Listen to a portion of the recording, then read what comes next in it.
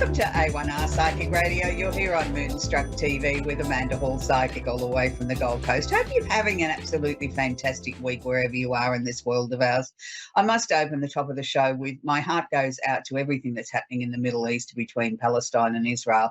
It's a terrible thing. Nobody wants to see any sort of conflict anywhere in the world. And of course, we don't forget our dear, wonderful friends in Ukraine either, with them fighting the Soviet Union. It just seems to be the world's gone mad. And I think it's time that everybody sort of started to look at, let's find a little bit of peace. Wouldn't that be nice, to get on with each other and love each other, which is what the world is meant to be. We're not meant to be in conflict like this. It's ridiculous. And innocent people are getting hurt and killed, and there's just no excuse for it. So anyway, that's my little rant for this morning. So let's open the show with a more positive situation, and let's go to the Simply Tarot card of the week, which is the Nine of Pentacles. Now, the Nine of Pentacles is the card of peace of mind and contentment. Wouldn't that be wonderful if we had that all around the world? If we had peace of mind and contentment, if we had some really beautiful blue skies and some sunshine, and most importantly, that we had a war-free zone right around the globe, instead of people wanting to sort of flex their muscles and be nasty to one another. So I'm aiming for peace and contentment and peace of mind and a lovely positive week for all our viewers right around the world. Let's hope that we can bring some joy. Today is the day where we smile at someone, we say hello, how are you? We give them a little bit of our time, and that can be sometimes the big difference in someone's life that might be incredibly lonely or doesn't have anyone to talk to, and just showing that act of kindness can go such a long way. And if we all pay that forward a little bit this week, I'm sure we can make the world a better place. We can start to change the energy a little bit and bring the world into a more positive, loving, gentle society that it should be. There's enough room and enough food to go around if we all want to share and just show a little kindness along the way. And then I think the world would become a better place. I'm always extremely optimistic. I always believe that we can turn things around rather quickly. And I hope that, the world can settle down again and get over this unrest and this threat of war in two locations and come back to a peaceful, more harmonizing place in the world. We have enough things to deal with weather events and, potential of pandemics again and things like that, without sort of tearing each other up with guns and violence. So I hope this card helps you this week to sort of show a little kindness, peace of mind, and bring some contentment into your life, which is very, very, very necessary. So this week, astrologically, it's not so much a quiet week, but it's a quieter week on the star front this week. Things are sort of starting to calm down a little bit, which is nice because we've had so much intensity for such a long time astrologically. It seems to be every week it was sort of like really quite heavy going with the amount of information that I had to try and cram in this small segment. So this week I'm pleased to say it's the Libra time of the year, so happy birthday to all our Librians. It's a time when we want to try and bring our lives into balance, to sort of find the truth in the matters, to look at things through a nice, calm set of eyes. Libra brings about, beauty and luxury and, finding balance in our lives and living our own truth and speaking our own truth, but doing it in a diplomatic sort of way, not in a bombastic or an aggressive way. So again, happy birthday to all our Librian viewers. We have Mercury, the planet of communication, is actually conjunct or holding hands the sun in Libra at the moment. So it's interesting because all communication now needs to be spoken with truth. Now, I know there's probably many things going on around the world, many elections or, many things that, you're going to referendums, as we are here in Australia, for a voice for our Indigenous people to Parliament this week. And, whatever you might be voting on or that you need to have an opinion on, make sure that you follow your truth. Make sure that you listen very carefully to what's being said, read everything you can, take on board all the information before you open your mouth and make a comment or a statement or put a pen to paper if you need to vote in something. Make sure that you fully understand what you're voting for and you're not just following the crowd like a sheep and don't give it any thought, because at the moment communication is paramount. even if it's just in our day-to-day personal lives. If we have anything that we need to communicate, we need to make sure that it's done with tremendous truth. And sometimes the truth isn't always pleasant. Sometimes when we've got to speak the truth, that we know that we're going to hurt somebody else, but maybe we can find a delicate sort of way to present still the truth, but make it in a more palatable sort of form. For many people, they may find that they're dealing with legal or government issues at the moment too, where again, you're being asked to speak your truth. You should always speak your truth anyway. I shouldn't need to remind you of that. But now it's more important to make sure that the facts and figures that you may be presenting to somebody, even if it is just in a generalized conversation with a fellow worker or a family member or a close friend or somebody that you meet in the street, make sure that you're being gentle and kind, but also speaking the truth. We have Venus, the planet of love and affection, is conjunct or holding hands the moon, which is the emotional planet. Now, Venus here is sort of shining a light on anything that's connected with matters of the heart. Now, we know that the moon moves very quickly, only stays in a sign for about 2.5 days. At the moment, it's currently sitting in Virgo. So that's a really interesting placement to have Venus at the moment, because Venus is, wanting to look at everything and make it pretty and pink and sort of, look at everything through very loving sort of eyes. And sometimes loving eyes can be a little bit too generous too, that we overlook things that maybe we're not as happy with, or, we make excuses for something, where the Virgo energy is very precise. It's very straight down the line, even to the point of being pedantic and nitpicky. So, Virgos are known for their attention to detail and maybe sometimes being a little bit overzealous with the attention to detail. So it's interesting to see Venus here conjunct the moon. Venus on one hand wanting to be all love and light and beautiful and pink and fairy floss pink and sort of saying the world is a beautiful place, and the moon and they're both sitting in Virgo saying, now hang on a minute, that's not quite the way it is. You've got to make sure that you say the bad bits or the not so pleasant bits as well. It's the whole complete picture. So again, it comes back to that truth situation that we were talking about earlier, with Mercury conjunct the sun in Libra. So they're all going hand in hand. They're all sort of dealing with things at the moment, and they're all asking people to be honest. But maybe it's a way that we choose those words is also appropriate as well. We have Chiron, which is not really a planet, but it's known as the wounded healer. This is where we find in our charts where we all need to heal, and sometimes heal from things that are connected to past lives. So Chiron here is again conjunct or holding hands, which again, not a planet, but one of the moon's nodes called the North Node. Now, where we see the North Node in a chart is where we're looking for, where we're aspiring to, what we're trying to achieve, what we are reaching for the stars for. Now, they're both sitting in Aries at the moment. Now, Aries is the first sign of the zodiac, which means me first, me first, me first. But it also means that getting things off the ground, starting things. It's giving us that ability to get up off the couch and sort of motivate ourselves to do something really positive. So here with Chiron, the planet of the wounded healer, conjunct or holding hands the North Node, we're being shown here that each and every one of us can take responsibility for our own healing. Now, whether that's healing our physical body, our emotional body, our soul body, we have that responsibility that we can now do it, and we can do it in a way that if we keep aiming for the very, very best results, and again, being very truthful with ourselves and focusing on what we can change, and the things that might seem impossible or things that are too difficult, try and find some new creative solutions to just break that down a little bit, so that we're actively starting to try and work on that. We all know Rome wasn't built in a day, and neither is our lives. So, we chip away at things a little bit at a time. We find then that we get results. So that's what I'm asking you to do, is find ways to heal yourself, heal rifts in the family, with friends, with work colleagues, whatever the case may be. Find a way forward. Find a way that you can all be your best selves, and we can start to heal things. But look at it in a new set of fresh eyes. Look at it through a different way of maybe approaching the subject, which may then be the solution you've been searching for. We have Neptune, the planet of illusion and delusion, is still going retrograde in Pisces, will be for a little bit longer now.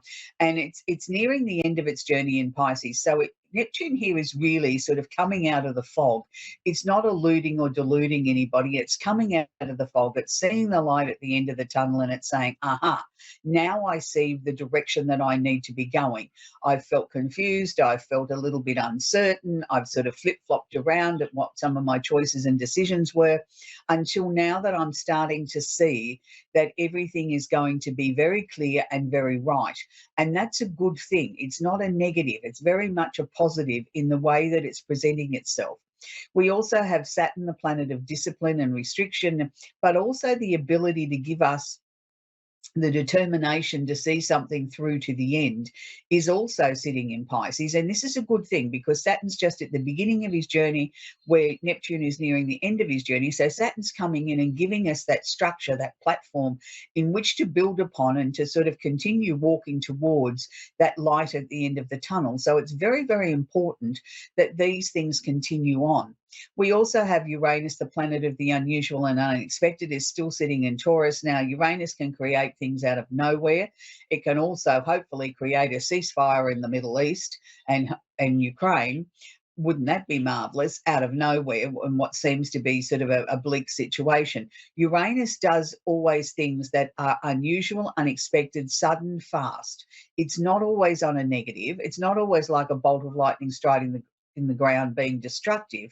You know, sometimes when lightning strikes the ground, it's productive because it means it takes the sting out of the lightning. It's grounded.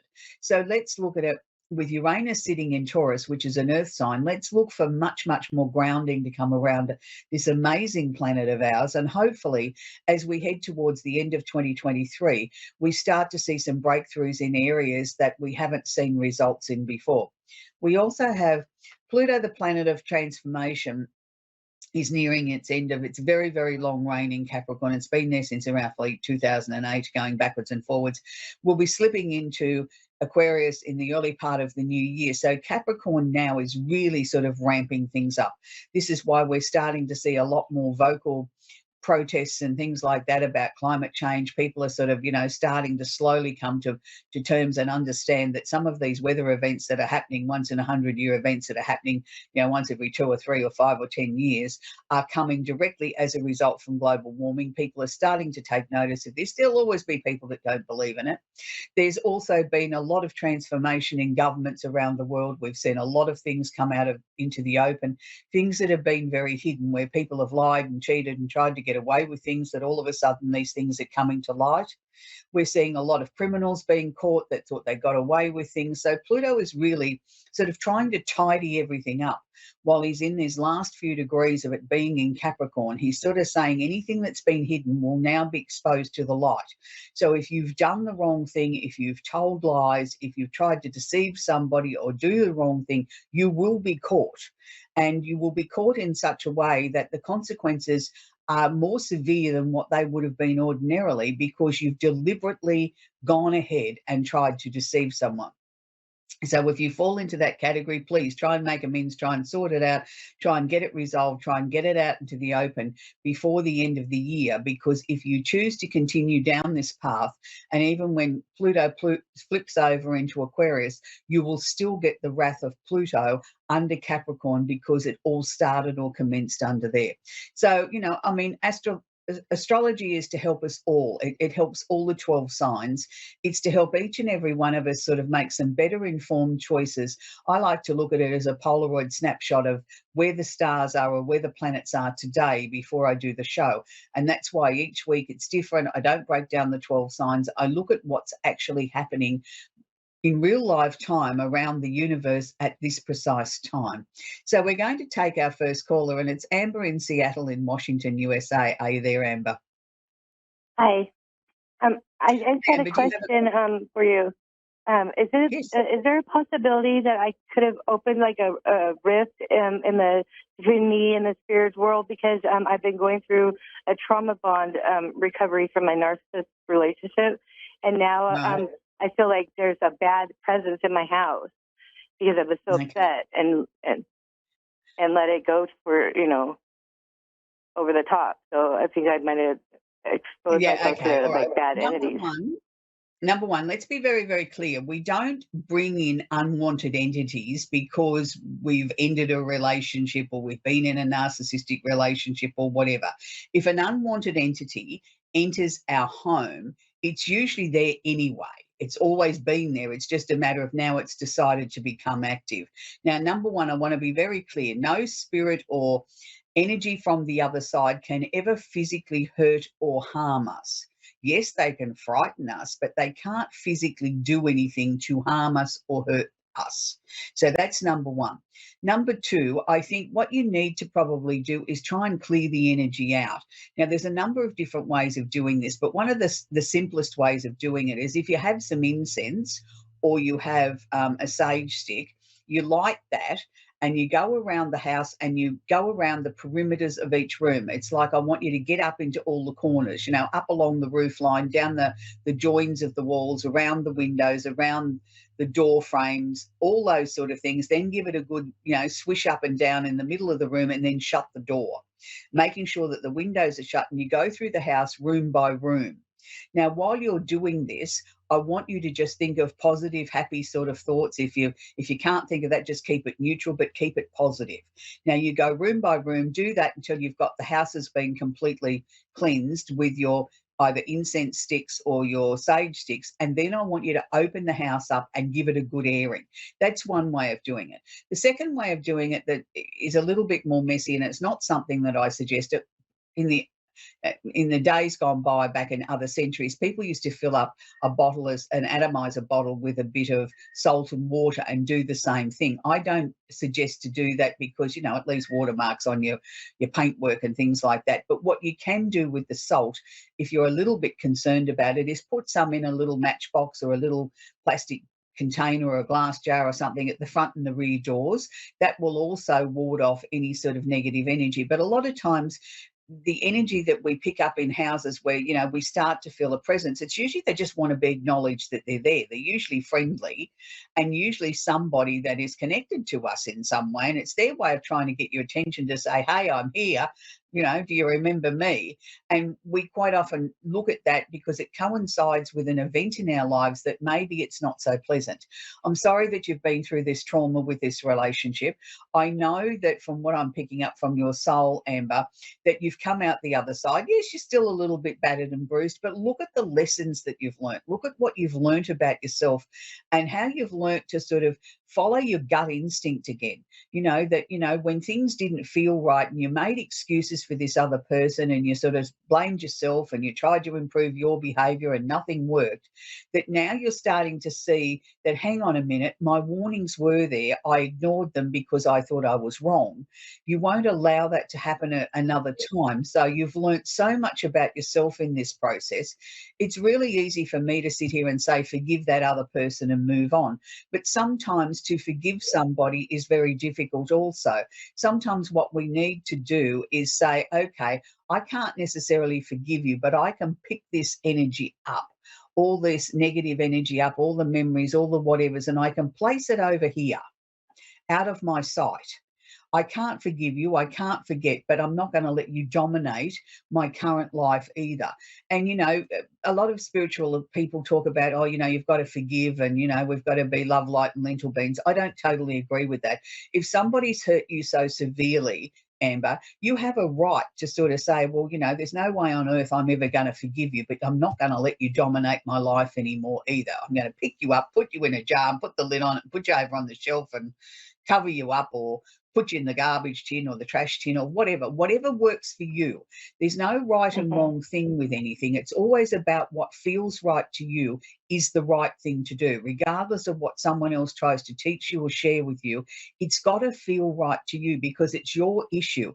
It's your thing that you're releasing, that you're dealing with, and you're allowing yourself to move forward. But just very quickly, Amber, before I go, I am seeing sort of a beautiful big pink heart coming in the early part of 2024. So that always indicates to me that new love is coming. So at least after this very toxic relationship, you're not frightened to sort of open your heart up and allow love in again. And that's a good thing.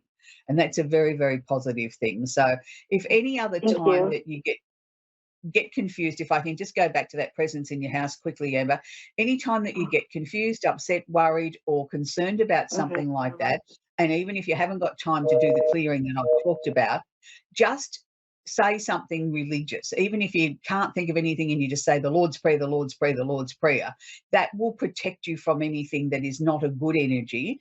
It will neutralize anything. So I want you to sort of just try and keep on board that you have the power, that there's nothing that can hurt you. So I hope that's helped you, Amber. It's been a pleasure to work with you. Okay, we're going to talk to Nikki now. Are you there, Nikki? I am. Nikki's from Idaho. How are you, Nikki? Do you have a question I can Good, answer how for you, are you? sweetie? I'm good, sweetie. I was actually hoping for a medium reading if possible. I don't know if anyone would come through, but I recently lost my sister, and my ex-fiance also recently passed. So I was wondering, if there was any way to connect, maybe with my sister. I don't know. I know she struggled with mental illness, so I don't know how that comes into play with those kind of connections. Nikki, it'd be lovely if I had a direct dial telephone and could just dial up your sister or your ex-fiance. Unfortunately, it doesn't work that way. What I can share with you is that even though Nikki might have struggled here on Earth with, mental health issues and maybe wasn't always as honest with you and other family members at what stage she was at or how she was feeling, I can assure you now she will be at peace. She will have faced the demons and everything now will be a lot better for her. Look, I know she's around you. Was she quite shy? Not so much. But with somebody she didn't know, was she more on the quieter side if there was someone around she didn't know? I suppose, but I had not. We were very close when we were younger, but I had not seen her most of our adult life, so she may have become that way. Yeah, because I've got somebody coming through that sort of is quite shy, quite reserved. They don't sort of want to come forward and give me any information. And that's why I assumed it was your sister, because she just kept nodding her head and smiling and sort of saying, I'm okay. So I assumed that was her, but she didn't want to elaborate on anything or talk about anything. She just wanted to let you know she was okay. And that's why I thought maybe she didn't like being around strangers too much. And that's not uncommon with somebody that's had a mental illness or, emotional illness, as I like to call it. She didn't trust strangers. Right, that's what it is then. Okay, because she didn't want to give me any information. She wanted to make sure that she got through to tell you she was okay. She had a smile on her face, and that was it. She was gone. It was sort of like, and I took that as being shy, but mistrust would fit into the same sort of category. So, as far as your ex-fiance, it's interesting because I feel he sort of caused his passing in some way. Well. So I have two actually that both passed. One recently and one prior to that, and both of them actually. Yes, I would agree with that. So I don't know which one it would be that would be. It was partly my fault. That was all I got. I didn't get to see them. I just felt it was a male energy, and it was really fleeting. It was sort of like as if, well, there's the answer to your question. I'm off. I'm gone. Yeah. Yeah. And that could probably apply to both of them then, if that's the case. It would, yeah, definitely. Probably more so with the first one that had passed. Then it's been quite a few years, but but the other one too. Age of time on the other side, in the way that we, have linear ways that we measure time here. To them, time is of no consequence, whether it was 5 years ago or 5 minutes ago, it's all fresh, it's all new to them.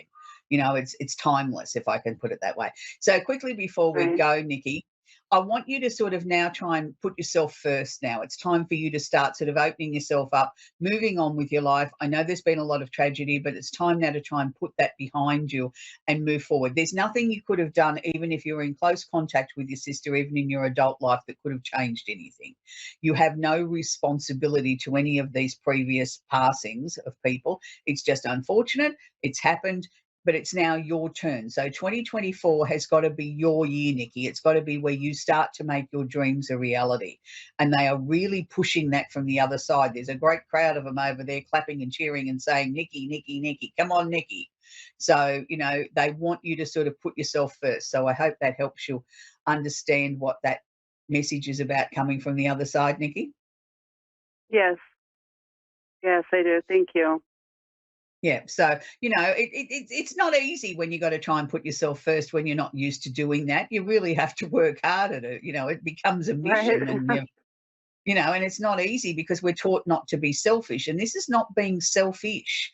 This is about putting your needs first, so that then when your needs are working well and are being satisfied, then you can help other people, because there's more energy and more resources to go around. But we've got to put ourselves first at some stage or another. Okay. Okay, Thank that's where you. we're going to leave. We're going to leave Nikki. Now, it's always hard when we lose somebody that, you know, we wonder whether they're okay and do they know I'm thinking of them and all those sort of things. The answer is I've never had anyone come through that told me that they weren't okay on the other side. They mightn't want to be there. They don't want to leave us, but they're certainly okay on the other side. So this week I want to leave you with a really interesting old song that came across my desk yesterday. And it was interesting because I always believed this band was from Motown in the USA. And it was only after I did a little bit of research, and we're going back to the early 60s, that I found this band was English, made up of white English people. Part of the band was from Sri Lanka, and part of the band was from another part of the West Indies. And they have a Motown sound, and it's called The Foundations. And the song that I'm going to leave you with this week now is called Baby, Now That I've Found You. And it's a beautiful song about love, and I'll just leave that song with you. But it's always nice when you find a little bit of history out about something and you find out that you were very wrong all these years, that you thought they were from the US and they were actually from the UK. So it's a beautiful song. They had many, many hit records, but that's one of my favorites. Baby, Now That I've Found You, I'm never going to let you go. So until next week, we're never going to let you go. Bye for now.